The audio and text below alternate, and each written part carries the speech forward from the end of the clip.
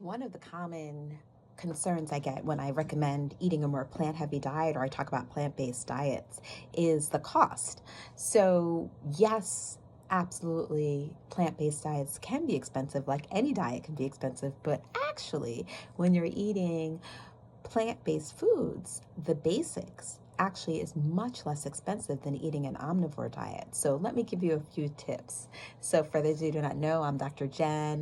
Jennifer Davis. I'm a pediatrician, lifestyle medicine specialist, and founder of Healthy Living with Dr. Jen and Joyful Wellness. I am passionate about helping people distill complex health topics down to practical guidance.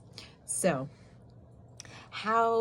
why is eating plant-based expensive? So the parts of plant-based diets that can be expensive is absolutely the processed or prepared foods. So when you are purchasing, plant-based burgers or other meat alternatives, those items can be expensive.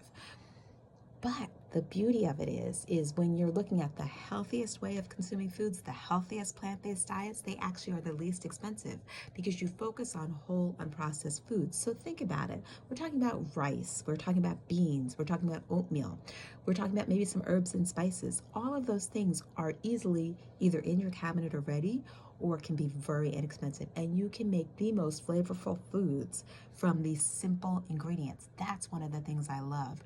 I always focus on how I can add joy and flavor to my meals and enjoyment.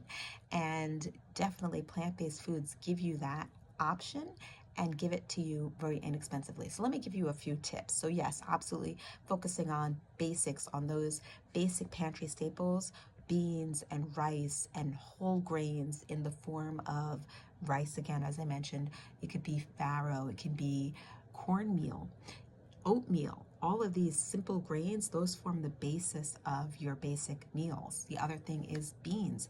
You can buy canned beans or you can buy dried beans. Dried beans tend to be even more cost effective.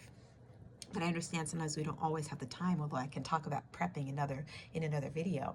But beans and lentils and tofu and tempeh, all of those baseline staples are very inexpensive.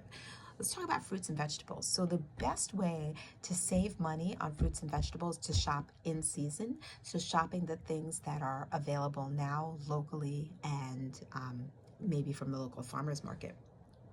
But things to consider is sometimes you hear people say that canned or frozen are not good, but that is not true. Frozen in particular, I like to focus on these things. I always have these staples in my freezer, some frozen spinach, some frozen broccoli, some frozen cauliflower, frozen berries and other fruits.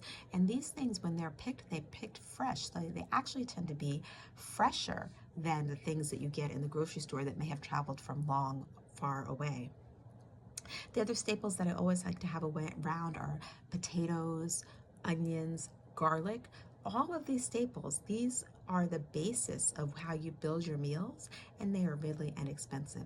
Now you can add on things that are a little more expensive, like looking at herbs, maybe some special mushrooms and things like that, but those ingredients are not essential. And sometimes sprinkling those around to add a little variety to the meal is good, but if you keep the basics the same, you actually can save a lot of money. Some of my favorite dishes are curries, like curried chickpeas, red lentil curry.